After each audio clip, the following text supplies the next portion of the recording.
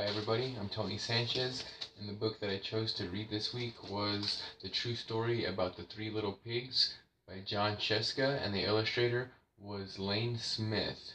I really enjoy this book because it gives the story of the three little pigs some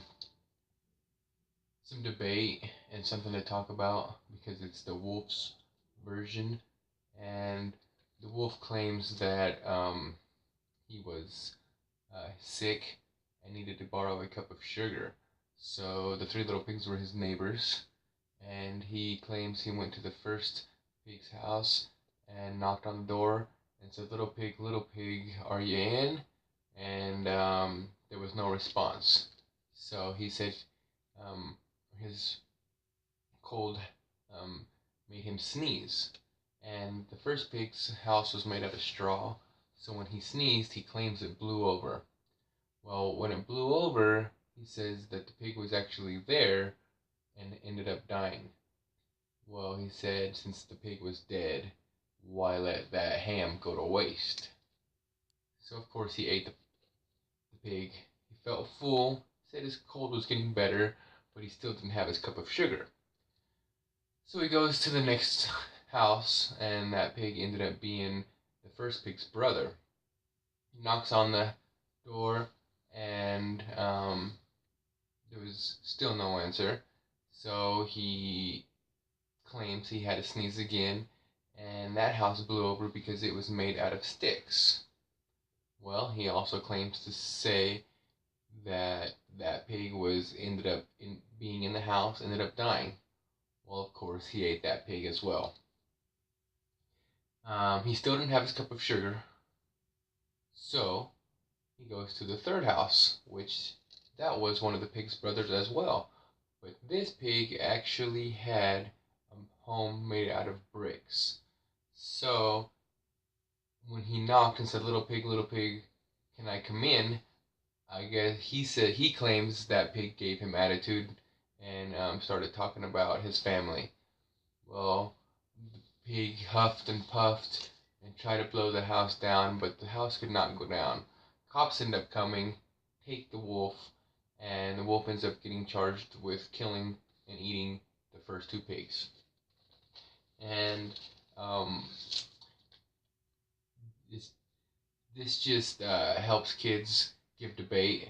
You know, it's good to read this to kids because it gives them another perspective, and they can talk about the differences between the two. You might ask them what their favorite one is: the original version where the pigs tell the story, or this version where the wolf tells the story. I bet you a lot of boys probably will like this version better. You know, the big bad wolf, he huffs and he puffs. Um, this story, the illustrator uses dark and dull colors, um, throughout the pictures, and it just represents like a horror or a scary movie, I guess you could say. Um, this was one of my favorites when I was young for my mom to read me, and this is also one of the favorites that my kids like. Um, it's one of the original old stories, the fairy tales of old, and it is a fable, and kids can relate to fable because they love talking animals. It gets them out of their comfort zone. It gives them a chance to escape reality for a little bit. This is definitely a book that I will have in my classroom. Um, Great for kids. I say appropriate age is probably um, kindergarten through third, somewhere around that age, and it's just a great picture book. The pictures are, the whole pages are pictures, so it's cool. It's a good read along to tell the students, to maybe set them all around the floor while you're sitting in a chair in front of them reading is a good thing. But all in all, this is a great book. Children can learn a lot from them. Um, it also teaches them not to build things out of straw or sticks. It represents that as weakness, and if you sneeze, it could blow over. So I hope you enjoyed my story, and this was a wonderful wonderful week that we discussed, and I just look forward to reading the next book. Thank you.